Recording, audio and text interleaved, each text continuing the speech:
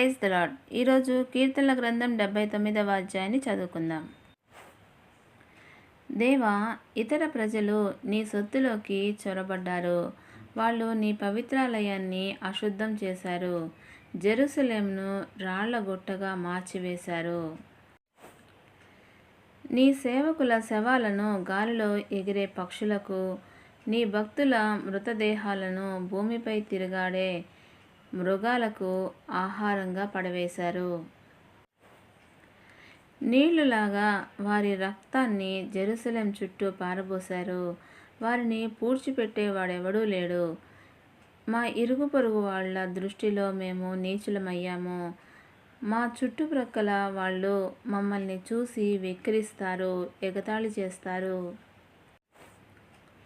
యెహోవా, ఎన్నాళ్ళు నీకు మా మీద కోపం? శాశ్వతంగా ఉంటుందా? నీ రోషం మంటల్లాగా మండుతూనే ఉంటుందా? నిన్నెరుగని జనాలపై నీ కోపం కుమ్మరించు.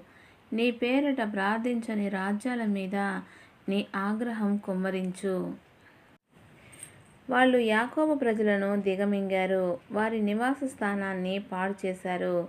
మా పూర్వీకుల అపరాధాలు జ్ఞాపకం ఉంచుకొని మా మీద వ్యతిరేక భావం పెట్టుకోకు.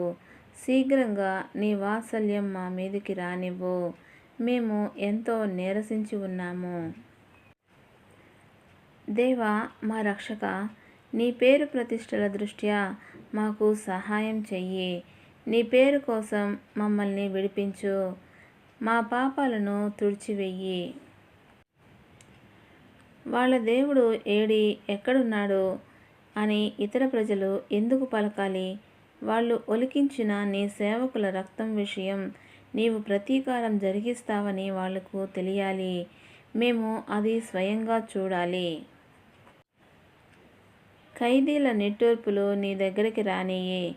నీ మహాహస్తబలం చొప్పున చావనై ఉన్న వారిని కాపాడు. ప్రభూ, మా పొరుగు వాళ్ళు నిన్ను దూషించారు. వాళ్లకు ప్రతీకారం చెయ్యి. వాళ్లను ఏడంతల దూషణకు గురి చెయ్యి.